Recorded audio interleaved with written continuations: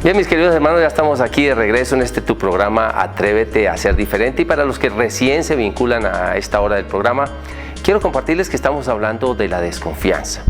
Sí, de esa herida que se gestó justamente desde el paraíso, cuando Adán y Eva fueron tentados por la serpiente, y cómo el Señor nos había traído con un corazón limpio, despejado, pero el mal se mete para dañar, para desconfiar, como sucede en muchos lugares de trabajo, en familias, cuando de pronto se pierde algo, entra una persona a dañar, a robar o a murmurar y empieza a dividirse, empieza a romperse la confianza. ¿Por qué? Porque el ser humano tiene esa herida justamente de desconfianza. Habíamos tocado allí un texto que estaba en el Antiguo Testamento, en el Génesis, en el capítulo 3, verso 1 al 5, y luego, de alguna manera, pues unos versículos representativos donde el Señor le insiste al hombre que por favor no retire su confianza de su corazón, porque va a vivir consecuencias pues muy difíciles, que está en Jeremías 17 del 5 al 10. Ahora, entonces, tenemos cómo el Señor empieza a hablarle al ser humano: confía, a tratar de que el ser humano recupere la confianza, y todo esto lo vamos a ver a lo largo del Antiguo Testamento en diferentes momentos. Sin embargo, he querido traerte unos versículos que están en el Salmo 37, por ejemplo, del capítulo 37, verso 3 al 6, Salmo 37 del 3 al 6, que dice así: confía en el Señor y haz lo bueno, vive en la tierra y mantente fiel. Ama al Señor con ternura y Él cumplirá tus deseos más profundos. Pon tu vida en las manos del Señor, confía en Él y Él vendrá en tu ayuda. Hará brillar tu rectitud y tu justicia como brilla el sol del mediodía. Este es un salmo hermosísimo, como el Señor le advierte al ser humano, porque el Salmo 37 empieza de alguna manera el hombre, que es la oración dirigida a Dios con palabra de Dios, ese es el Salmo. Entonces empieza a decirle cómo es que prosperan los malos, por qué ellos prosperan y mírame. Entonces el Señor empieza a hablarle diciéndole: mira, confía en mí, ámame con ternura y vas a darte cuenta cómo vengo en tu auxilio todos los días. Ámame con ternura, pero pon tu confianza en mí, que es bendecida la persona que pone su confianza en mí. Y si tú lees todo el Salmo 37, se refiere a los malvados, cómo el ser humano nos falla, cómo ellos van a tener su merecido, pero el que confía en el Señor tiene una bendición superior.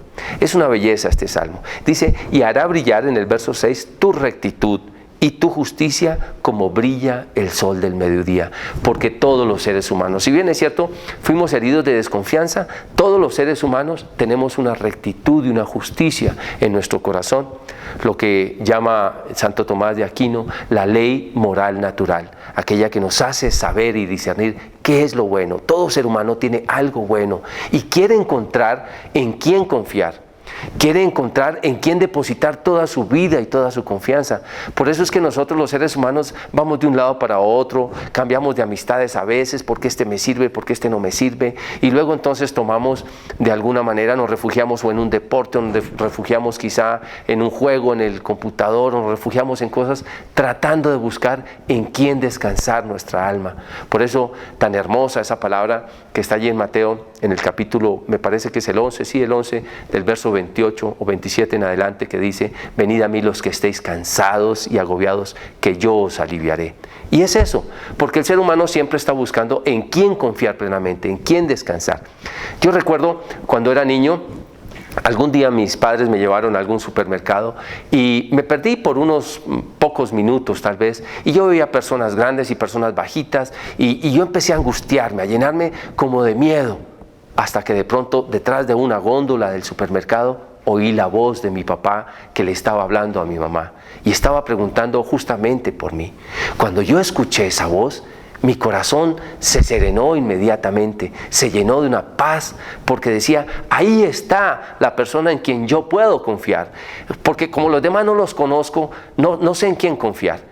Eso es lo que el ser humano en el alma tiene, una necesidad de confiar en Dios, en esa voz que lo creó, en ese amor que lo llenó de bendiciones. Ahora quiero que pasemos a otro texto bíblico hermosísimo también, que está en el libro del Eclesiástico. En algunas Biblias se va a llamar Sirácides o Sirácida. En el Eclesiástico, en el capítulo 2, verso 1 al 10, Este texto bíblico es muy importante porque allí es cuando habla de el servidor, el que quiere servir a Dios. Entonces dice, hijo mío, si tratas de servir al Señor, prepárate para la prueba. Fortalece tu voluntad y sé valiente para no acobardarte cuando llegue la calamidad. Sin embargo, leyendo el verso 10 y el 11, concluye, dice así: fíjense en lo que sucedió en otros tiempos. Nadie que confiara en el Señor se vio decepcionado. Nadie que confiara en el Señor se vio decepcionado. El maligno siempre está tratando de que tú te veas decepcionado de Dios y se pone la máscara de Dios para decirte, esto no te va a salir, no lo hagas así, no lo hagas así. Incluso te pone obstáculos para que tú desconfíes de la gracia de Dios, porque Él a toda costa no quiere que tú vivas en paz ni que seas feliz, pero Dios sí lo quiere, por eso te lo advierte en la palabra. Y también no solamente en la palabra, utiliza a tu papá, a tu mamá, a tu hermano, al sacerdote, al predicador, al laico, en fin, a tantas personas para hablarle a tu vida, para decirle, confía en mi hijo.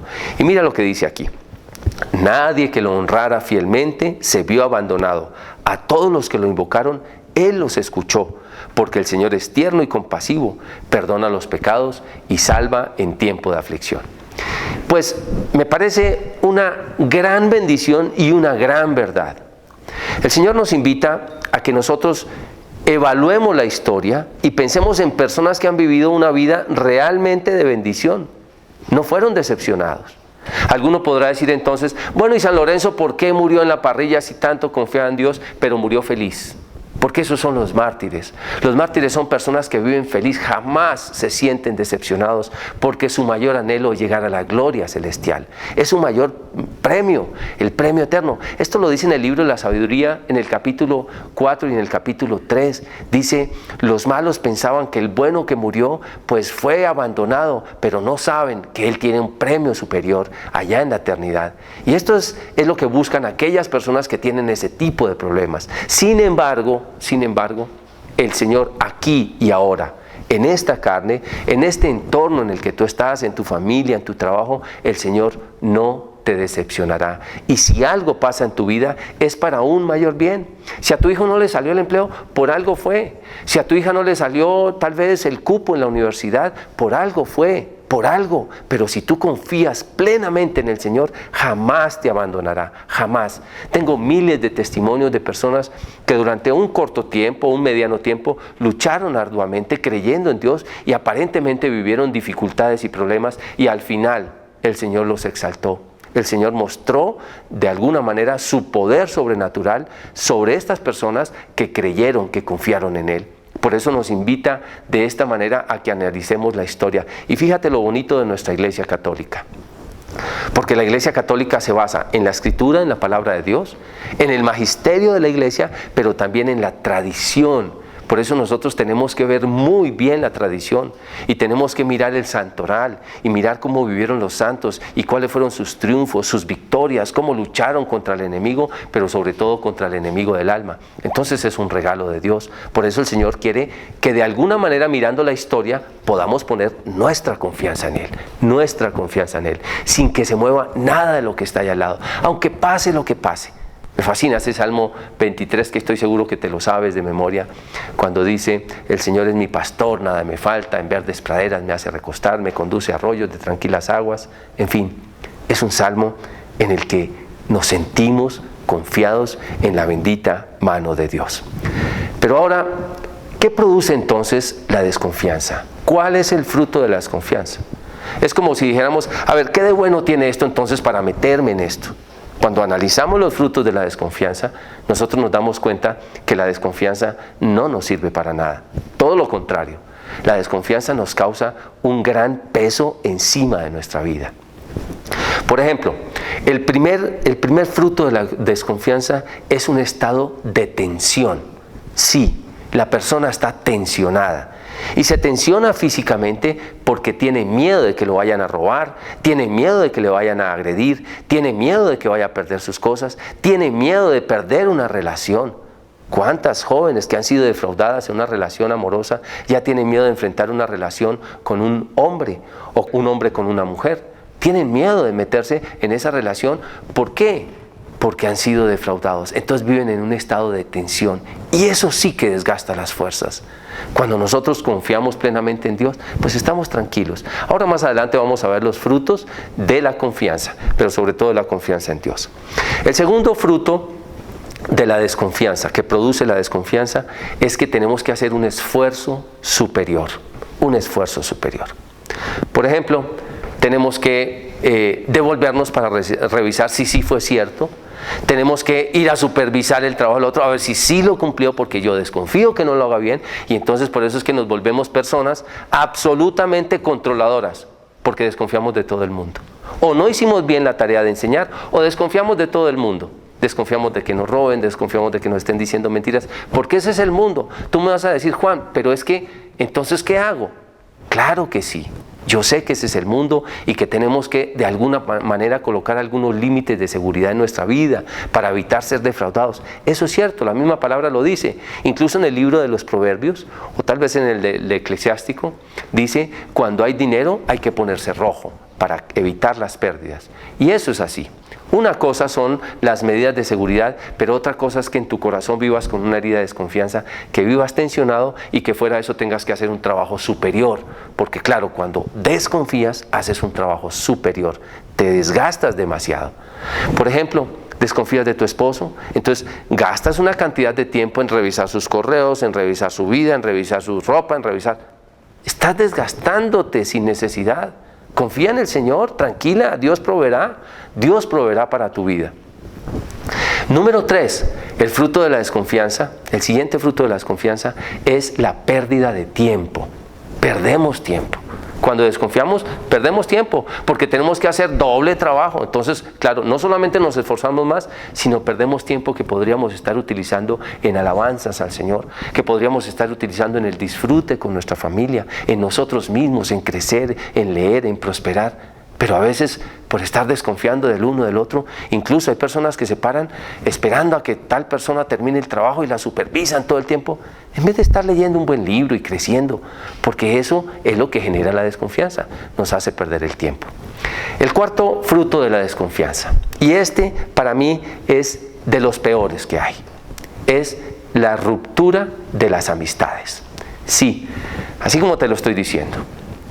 Porque no hay cosa más desagradable que en una amistad o en una relación laboral o en una relación de negocios se meta la desconfianza. Cuando se mete la desconfianza, uno u otro comienzan a hacer preguntas capciosas y el otro se entera de que están desconfiando de él. Entonces, inmediatamente en su corazón se coloca como un velo negro que comienza a romper esa relación.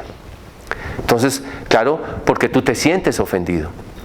Lo he dicho en algunas de las predicaciones, utilizo el pasador de diapositivas y de pronto lo coloqué en algún sitio, no me di cuenta dónde lo había colocado y me fui a tomar un café y luego cuando regreso no lo encuentro, no veo pues el pasador de diapositivas y de pronto le digo a la gente, un momentico, todos quédense ahí quietos, me hacen el favor y vacían sus bolsillos, quiero saber quién tiene el pasador de diapositivas.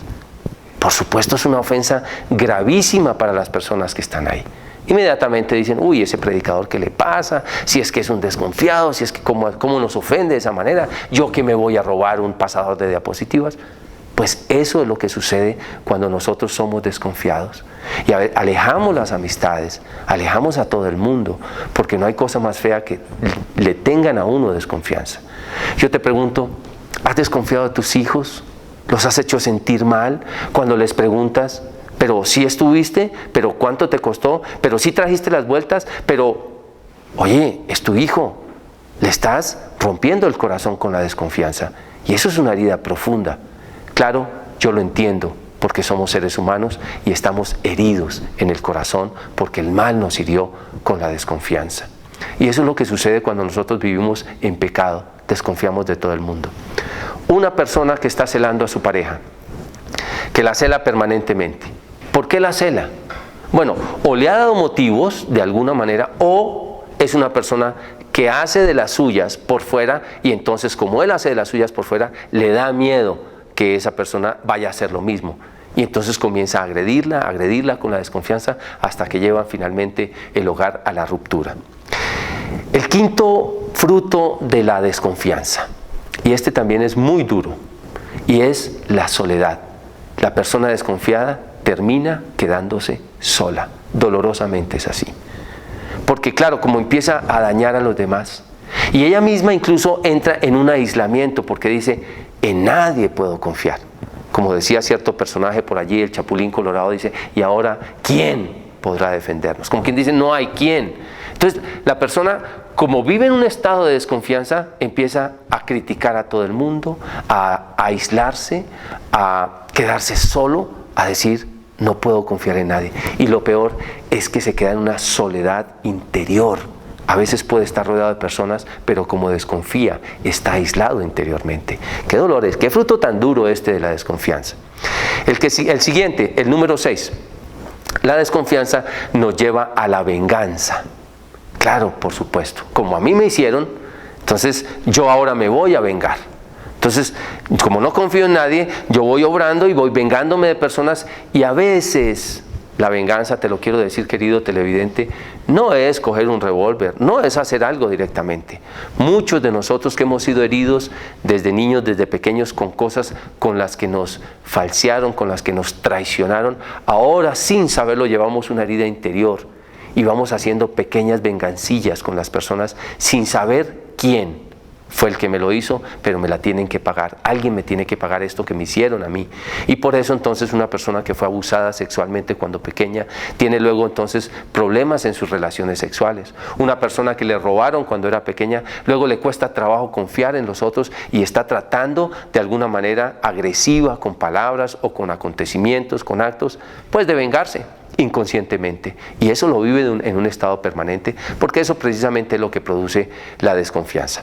Y número 7, esta es durísima, anótala allí porque es muy muy fuerte.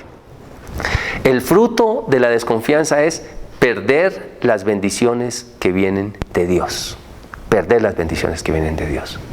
Claro, como tú no confías en Dios, entonces ya Dios ya no te entrega bendiciones. Y esto es muy fuerte, porque Dios tiene para cada uno de nosotros un camino de bendición. Es como cuando tú sabes que que tu hijo va a regresar a tu casa y que le dices, mira, conmigo vas a trabajar, conmigo vas a hacer esto, tengo planeado para ti esto y esto otro. Y él, adentro de su mente, ese papá que ama tanto a su hijo, tenía planeado ayudarle a montar un negocio, comprarle un carro, ayudarle a comprar su casita, si él trabajaba y hacía las cosas. Tenía de alguna manera pues una gran cantidad de bendiciones para él, pero de pronto su hijo tiene un resentimiento con su papá, una desconfianza con su papá y prefiere no acercarse. Ya entonces su papá no le puede dar las dádivas. No, todo lo que tenía pensado entregarle no se lo puede dar o no se lo da. Quizás se lo da a otro hijo que confió más en él, que estuvo más cerca de él, que su corazón estaba totalmente abierto para él. Yo te pregunto hoy, ¿cuántas cosas te habrás perdido en tu vida? ¿Cuánto perdiste en tu vida tal vez por desconfiar de Dios? ¿Cuántas veces hemos pateado las bendiciones que Él mismo nos ha dado porque no confiamos en Él? Y nos ha dicho, confía en mí. No, yo prefiero poner mi confianza en la ciencia. No es que la ciencia sea mala, es una bendición de Dios y la ciencia apoya la fe. Pero a veces nos queremos apartar de Dios para poner confianza solamente en algunas cosas. Y por eso es que precisamente perdemos nosotros las bendiciones. A veces nos han advertido nuestros padres, mira, ahí está el problema, no confíes en esto, ponlo en las manos de Dios, pero no, nosotros metemos la cabeza por allí porque preferimos lo que se ve, lo que nos da placer, lo que nos da el efecto inmediato, pero no tenemos la paciencia de esperar en Dios, de ser perseverantes en nuestra vida moral, en nuestra vida espiritual. No te vayas, hemos llegado al segundo término del segundo bloque y estamos hablando sobre la desconfianza. Quédate ahí porque vienen cosas maravillosas aquí, desde Atrévete a Ser Diferente.